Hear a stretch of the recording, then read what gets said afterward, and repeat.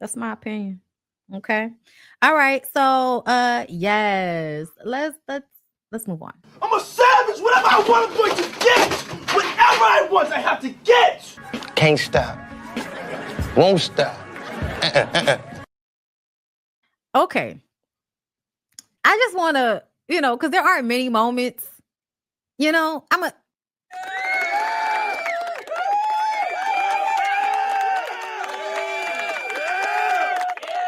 patting myself on the back, bitch.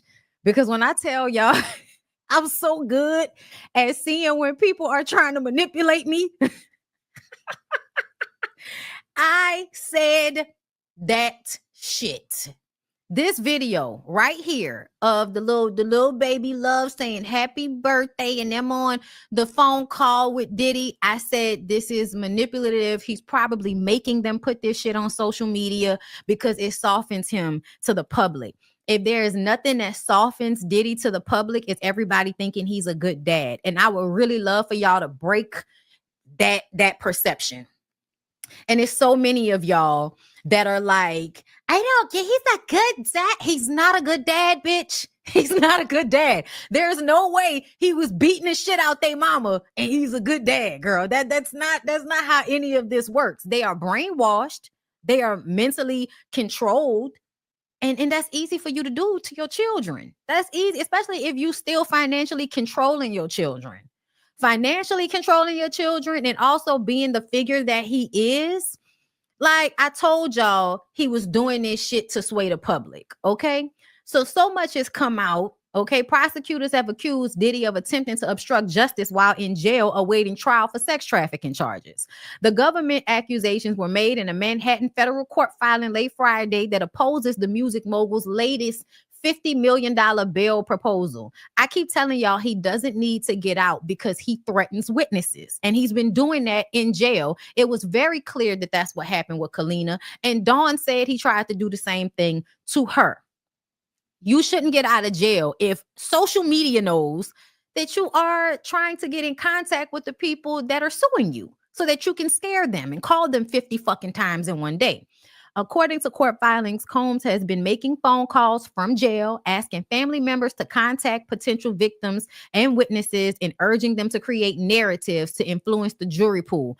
On top of that, his son is now running his Instagram and is posting old videos of Diddy to get y'all all, in the nostalgia of the music that he created. The first video that I think Christian posted when he took over Diddy's Instagram was that video of him and Biggie in the studio. And y'all know how much we love Biggie. So putting them together again in that format on Instagram is very much giving you or trying to remind the public about who your father is supposed to be so that once they create that jury pool, all of this has already been put out there. They probably still trying to decide that, but there is no way that the people that are going to be, asked to be on this jury, aren't going to have access to any of this. I also feel like he had this youngest baby because he knew he was going to need another buffer. I think Sean's children are buffers for him. They're being used to make him look like he's a good guy. That's what it feels like to me. Anyway, according to court filings, additionally, Combs is alleged to have directed others to pay inmates to use their personal access codes for jail phone calls using payment processing apps and BOP commissary account deposits. The defendant has shown, so basically you've been paying other prisoners so that you can use their phone time. The defendant has shown repeatedly, even while in custody, that he will flagrantly and repeatedly disregard the rules in order to improperly impact the outcome of his case. The defendant has shown, in other words, that he cannot be trusted to abide by rules or conditions. Prosecutors wrote in a submission that contained redactions.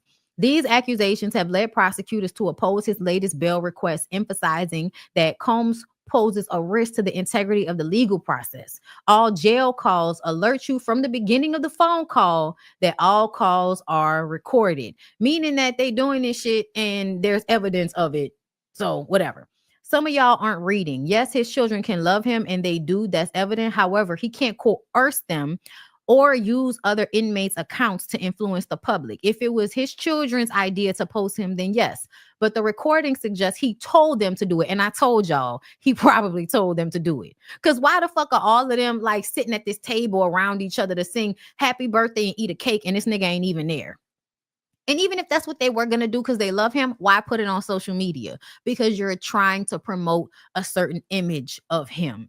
And then, you know, here y'all go, I don't want to hear nothing else about Diddy when y'all voted for Trump. Girl, who is y'all? White people voted for Trump. White people decided that they cared more about white supremacy than anything else this election. Okay. All right. But yeah, yeah, there were a lot of people that, you know, was like, I don't know how y'all can say, yeah, he's absolutely controlling everything from jail. It's absolutely giving that. Okay. There were even notes apparently in his jail cell. And then they had stupid here you go. A federal prosecutor dropped a bombshell late Friday accusing Sean Diddy Combs of pulling jailhouse moves to sway witness testimony in his ongoing legal drama. Let's see. Investigators found a note in his cell during a sweep that hints Diddy might have paid off a key witness known as witness number 2 for her Instagram statement defending him. We all knew that Kalina had been coerced. It was obvious. According to court docs, the note strongly suggests he's been making moves from behind bars to orchestrate a PR spin.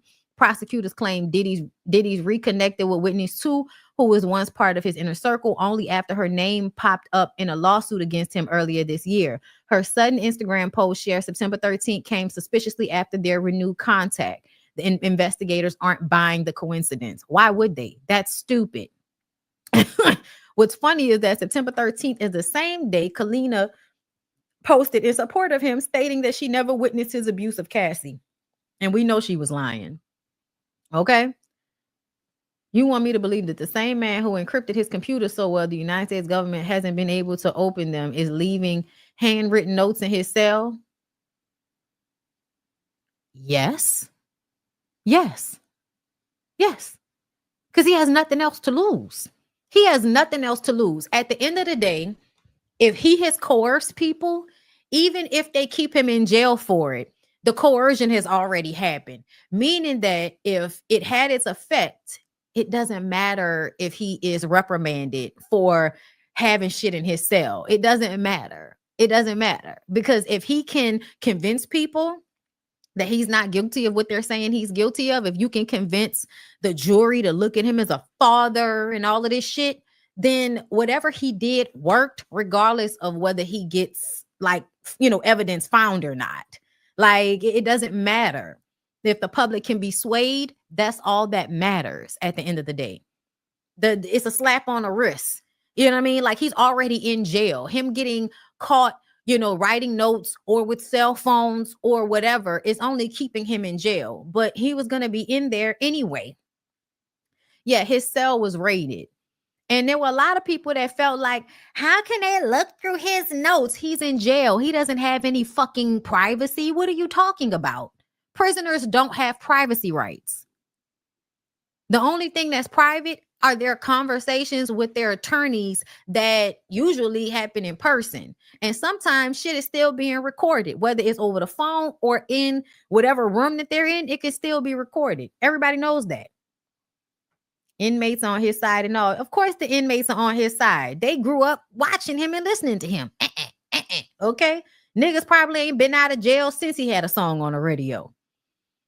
He's not as smart as he thinks. He's not. And y'all are forgetting the nigga is on drugs. That's another thing. Has anybody thought that maybe the reason why he is being so loose with things is because he's on drugs and he feels like he has nothing else to lose? Because if he can get cell phones and all of this other shit going on, he probably getting drugs too. So he's not, clean right now, thinking with a straight mind. No, he is desperate and on drugs.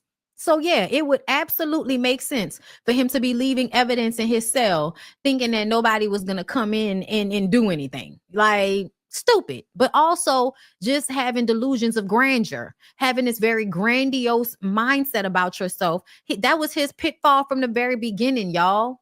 His pitfall from the very beginning is that he believes his hype So much so that he thinks he can't get caught or he can't ever have to face retribution for the shit that he's done.